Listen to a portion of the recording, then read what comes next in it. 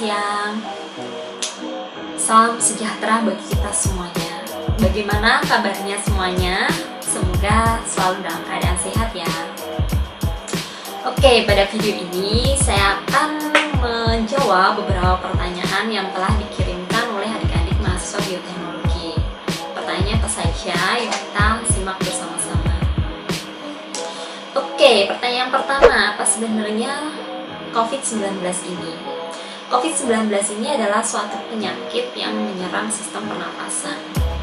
Penyakit ini awalnya terjadi di kota Wuhan, Provinsi Hubei, China pada Desember 2019 dan kemudian menyebar ke negara-negara yang lain. Penyakit ini dapat menyebabkan gangguan sistem pernafasan ringan, infeksi paru-paru berat hingga kematian. Pada beberapa kasus di mana orang yang terinfeksi ini ternyata telah memiliki penyakit-penyakit bawaan seperti darah tinggi, stroke, jantung, diabetes, dan penyakit-penyakit lainnya, ternyata infeksi dari COVID-19 ini itu dapat memperparah penyakit-penyakit tersebut. Nah, COVID-19 ini disebabkan oleh apa sih? Penyakit COVID-19 ini disebabkan oleh infeksi dari suatu virus, yaitu SARS-CoV-2. Ini adalah salah satu jenis virus corona, di mana virus corona ini memiliki material genetik berupa RNA untai tunggal, sehingga proses mutasinya itu pun lebih cepat dibanding virus yang memiliki material genetik DNA. Nah, gejala yang dimunculkan dari penyakit COVID-19 ini itu mirip dengan gejala-gejala flu. Jadi merasakan nyeri tenggorokan, demam, batuk, kemudian pilek, sakit kepala, badan terasa tidak enak, pegal-pegal, dan gejala-gejala yang lainnya. Sehingga susah dibedakan apakah orang tersebut ini mengalami flu atau COVID jika tidak ada uji laboratorium. Nah, kemudian pertanyaan kedua, bagaimana cara pencegahan infeksi dari virus ini? Nah, seperti yang telah kita sampaikan tadi, bahwa gejalanya ini mirip flu, sehingga kita tidak bisa membedakan apakah orang ini tuh hanya sakit flu biasa atau orang ini telah terinfeksi virus corona. Sehingga cara pencegahannya yang pertama yang pasti kita harus jaga jarak, menghindari kerumunan atau keramaian, karena kita tidak tahu siapa yang telah terinfeksi dan siapa yang belum terinfeksi, jadi tidak bisa dibedakan. Kemudian selain itu kita juga harus menjaga kebersihan, rajin cuci tangan, baik saat kita beraktivitas di dalam rumah maupun beraktivitas di luar rumah. Dan jika kita pulang ke rumah setelah beraktivitas di luar rumah, sebaiknya segera mengganti baju, karena kita tidak tahu apakah baju tersebut tertempeli virus corona ini atau tidak. Jadi segera ganti baju, mandi, dan jangan lupa cuci tangan sebelum masuk ke rumah. Oke, pada saat kita beraktivitas di luar rumah, terkadang kita susah untuk menemukan sabun ataupun air mengalir. Nah, kita harus membawa hand sanitizer, karena hand sanitizer ini mengandung suatu bahan yang juga dapat melakukan bagian luar dari virus corona ini, sehingga nanti virus coronanya rusak. Oke, selain itu cara pencegahan yang lain juga kita wajib menggunakan masker saat beraktivitas di luar rumah. Kenapa? Karena masker ini dapat setidaknya mencegah virus tersebut kena langsung ke mulut atau ke hidung kita. Jadi seperti itu pencegahannya. Kita harus menjaga diri, jaga jarak dari orang lain minimal 2 meter, kemudian cuci tangan menggunakan sabun, dan cuci tangannya pun harus selama 20 detik, karena sabun itu itu membutuhkan waktu untuk dapat melarutkan bagian luar dari virus tersebut. Jika tidak ada sabun, kita bisa menggunakan hand sanitizer. Hand sanitizer yang dipilih pun harus kita lihat kadarnya, karena kadar yang disarankan oleh WHO yang dapat membunuh virus ini itu berkisar antara 75 hingga 85%. Kemudian memakai masker, sarung tangan jika perlu, dan selalu berganti pakaian dan mandi juga setelah kita beraktivitas di luar rumah. Jadi cara pencegahannya adalah jaga diri, jaga jarak, jaga kebersihan, dan juga jaga kesehatan dengan apa? Dengan makan makanan yang bergizi. Oke, yang ketiga, bagaimana cara penyebaran virus ini? Medianya apa? Sampai saat ini virus ini itu diyakini menyebar melalui droplet, tetesan-tetesan kecil yang keluar pada saat kita berbicara atau bernafas. Nah, makanya tadi saya katakan kita dapat mencegah dengan menggunakan masker. Nah, jadi jika seseorang yang terinfeksi berbicara dengan kita yang sehat dan waktu itu kita tidak menggunakan masker, maka tetesan-tetesan kecil yang mengandung virus itu tanpa sengaja kita hirup atau mengenai muka kita. Kita harus jaga jarak berkisar sekitar 2 meter tadi untuk mencegah terjadinya penularan secara langsung. Ataupun pada saat kita di luar dan kita tidak sengaja memegang barang-barang yang sudah terkontaminasi virus tersebut, dan kemudian kita memegang area wajah, jadi megang mata, hidung, ataupun mulut, nah itu juga dapat menyebabkan terjadinya proses infeksi virus masuk ke dalam tubuh. Nah, jadi penyebarannya seperti itu sampai saat ini melalui media udara. Kemudian pertanyaan keempat, apa benar hand sanitizer tidak akan bekerja membunuh kuman secara optimal jika digunakan terlalu sering? Menurut saya hand sanitizer itu masih bekerja secara efektif meskipun telah kita gunakan secara terlalu sering kita gunakan.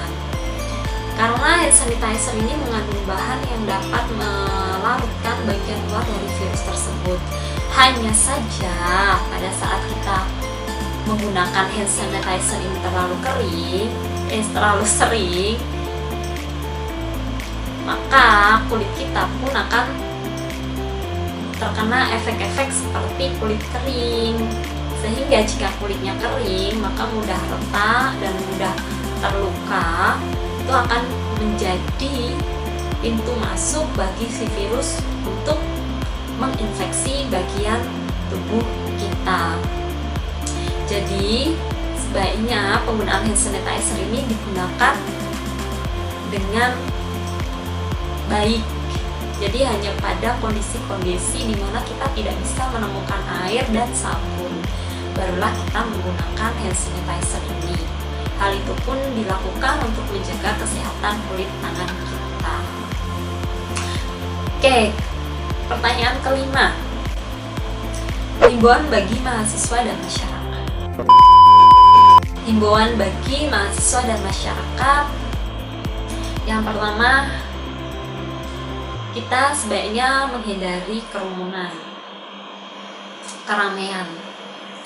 Tetap tinggal di rumah karena saat ini rumah adalah tempat yang paling aman untuk kita, karena kita dapat mengontrol siapa yang masuk ke rumah ini, kita dapat membersihkannya semaksimal mungkin.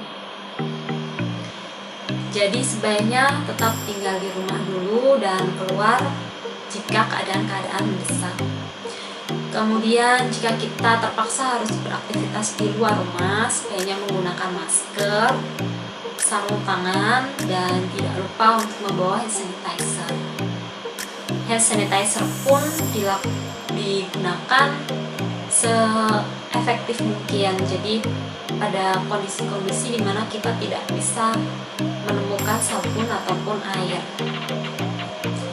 Dan jangan lupa untuk tidak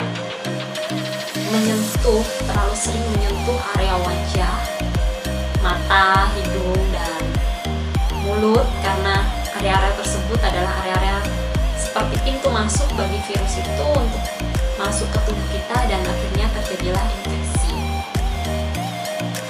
Dan jangan lupa untuk makan makanan yang bergizi, sayur dan buah. Jaga kebersihan di rumah, jadi rajin untuk dibersihkan. Jangan sampai meskipun kita tinggal di rumah tapi kita tidak bersihkan dan sirkulasi udaranya pun buruk, karena itu pun dapat menyebabkan gangguan-gangguan pernafasan dan penyakit-penyakit yang lain.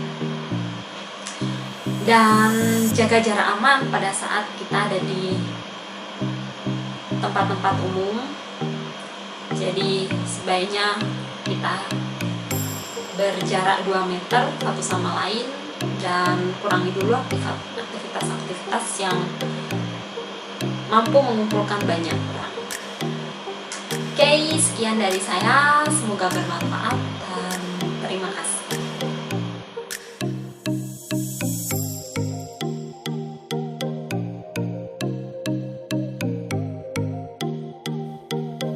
Coronavirus itu sebenarnya virusnya sudah ada sejak ratusan tahun yang lalu. Namun, coronavirus 19 atau yang biasa kita kenal dengan COVID-19 ini merupakan virus corona yang bermutasi, jadi membentuk suatu jenis virus baru. Oleh karena itu, belum banyak orang yang tahu bagaimana karakteristik detail dari virus ini. Nah, berdasarkan penelitian-penelitian yang telah dilakukan sampai saat ini, COVID-19 itu menular melalui 2 cara. Yang pertama itu adalah melalui aerosol, dan yang kedua melalui droplet. Pertama, melalui aerosol. Bagaimana cara menularkannya? Orang-orang yang terinfeksi ketika kita berkomunikasi secara langsung itu kita dapat tertular melalui saat dia berbicara, kemudian dia bernafas, itu aerosol. Kemudian yang kedua adalah melalui droplet. Droplet sendiri merupakan suatu partikel-partikel kecil, di mana ketika orang yang terinfeksi itu dia bersin, batuk, mengeluarkan suatu partikel-partikel yang kecil ini, kemudian partikel-partikel kecil ini jatuh ke suatu benda atau permukaan suatu barang misalnya, dan ketika kita tidak tahu dan kita menyentuh, berkontak dengan barang tersebut, di mana dalam barang tersebut terdapat droplet dari orang yang terinfeksi COVID. Nah, ini bisa jadi penularannya lewat situ. Dan ketika kita menyentuhnya, kemudian kita mengusap area muka, baik itu mulut, kemudian hidung ataupun mata, di mana di daerah muka ini terdapat banyak mukosa. Nah, ini virus ini dapat masuk melalui area muka ini, seperti itu. Jadi oleh karena itu pemerintah menganjurkan kita untuk melakukan physical distancing, kemudian menggunakan masker dan lain sebagainya.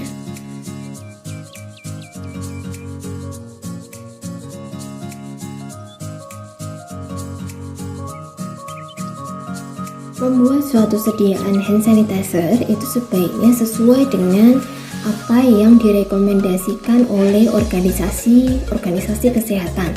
Nah, kebetulan tim dosen Fakultas Bioteknologi UKDW itu di tengah keadaan pandemi COVID-19 ini melakukan suatu kegiatan pengabdian masyarakat dan charity dengan membuat sediaan hand sanitizer. Nah, metode yang kami lakukan itu sesuai dengan prosedur yang direkomendasikan oleh WHO. WHO sendiri merupakan organisasi kesehatan dunia dan sudah tidak diragukan lagi, seperti itu. Nah, mengapa sih kalau kita membuat suatu sediaan hand sanitizer itu harus sesuai dengan rekomendasi organisasi terkait? Nah, tidak sesuai dengan anjuran atau rekomendasi dari organisasi terkait itu ada 2 kemungkinan yang mungkin dilakukan. Yang pertama, kemungkinannya adalah komposisi atau kadar dari masing-masing komposisi itu kurang dari apa yang telah direkomendasikan oleh organisasi kesehatan. Misalnya saja, WHO itu merekomendasikan ada 3 komponen utama yang penting dalam pembuatan hand sanitizer. Yang pertama adalah alkohol, kemudian yang kedua adalah hidrogen peroksida, dan yang ketiga adalah gliserol. Nah, ketika kita membuat sediaan tidak sesuai dengan komposisi atau bahkan kadarnya kurang, misalnya kadar alkohol itu yang efektif sesuai dengan rekomendasi WHO, kadar akhirnya itu 75-85%. Apa yang terjadi ketika sediaan yang kita buat itu lebih rendah daripada 75%? Nah, bisa jadi sediaan hand sanitizer hasil produksi kita tersebut tidak efektif untuk membunuh kuman-kuman patogen, misalnya saja virus atau bakteri atau jamur dan lain sebagainya. Begitu juga H2O2. Kemudian apabila yang kurang itu adalah gliserol. Gliserol sendiri fungsinya adalah sebagai agen moisturizer, jadi untuk melembabkan kulit. Kita tahu bahwa ketika kita menggunakan alkohol di tangan misalnya, tangan kita itu akan terasa kering ketika kita menggunakan hanya alkohol saja. Nah, fungsinya gliserol itu untuk melembabkan tangan. Nah, ketika tidak ada komposisi gliserol atau komposisinya itu kurang kadarnya, bisa jadi tangan ini lebih mudah untuk iritasi, jadi lebih mudah melepas, kemudian lebih mudah merah-merah, kemerah-merahan seperti itu. Nah, kemungkinan yang kedua itu adalah kadar atau komposisi yang digunakan itu berlebih daripada apa yang telah direkomendasikan oleh organisasi kesehatan. Misalnya saja, kita menggunakan alkohol yang konsentrasinya lebih dari 85%. Nah, alkohol ini akan lebih mudah menguap, sehingga ketika kita gunakan di tangan itu bisa jadi konsentrasinya sudah berkurang dan tidak efektif untuk membunuh patogen. Nah, kemudian bagaimana kalau H2O2-nya yang berlebih? H2O2 itu sifatnya toksik, iritatif di tangan. Ketika kita menggunakan kadar yang lebih dari 3%, itu bisa jadi di tangan tuh kemudian putih-putih dan terasa gatal, kemudian bisa mengiritasi tangan. Kemudian dari penjelasan ini sudah jelas bahwa ketika kita menggunakan atau kita mengkombinasikan kadar-kadar dan komposisi yang digunakan dalam produksi hand sanitizer itu harus sesuai dengan rekomendasi organisasi-organisasi kesehatan.